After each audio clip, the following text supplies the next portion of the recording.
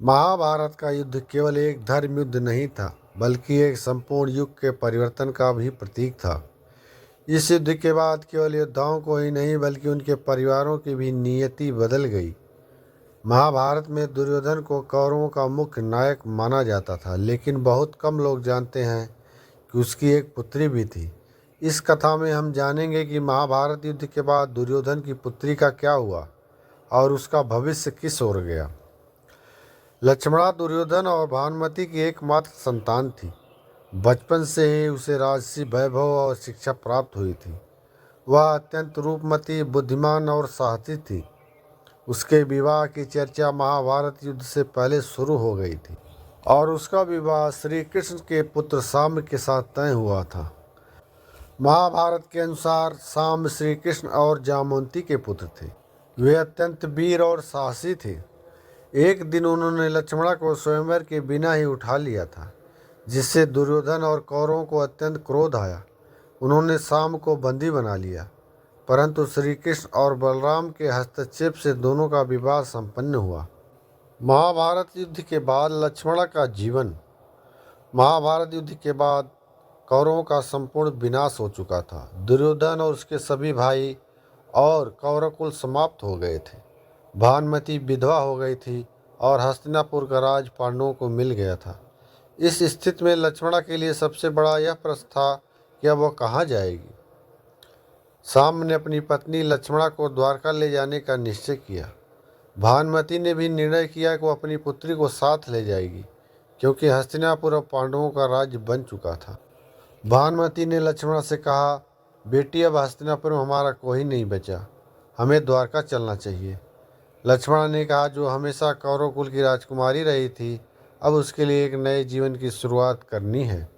द्वारका में लक्ष्मणा का जीवन अपेक्षाकृत शांतिपूर्ण था।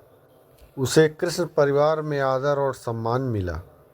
समय बीतने के साथ उसने अपने पति साम्ब के साथ सुखमय जीवन व्यतीत करना शुरू कर दिया। यादव कुल का विनाश और लक्ष्मणा की दुर्दशा। किंतु महाभारत का अंत केवल कुरुक्षेत्र युद्ध पर नहीं हुआ। वर्षों बाद यादव कुल का भी विनाश हो गया। श्री कृष्ण ने स्वयं देखा कि उनका कुल आपसी संघर्ष में नष्ट हो रहा है। इसी विनाश में लक्ष्मणा का पति साम्ब भी मारा गया। लक्ष्मणा ने मन ही मन में भगवान से पूछा, हे प्रभु, मेरे पिता का कुल तो नष्ट हो गया, अब मेरे पति का कुल भी समाप्त हो गया। यह कैसा विधि का विधान है। लक्ष्मणा अब अकेली रह गई थी। उसके पिता, पति और संपूर्ण कुल का नाश हो चुका था।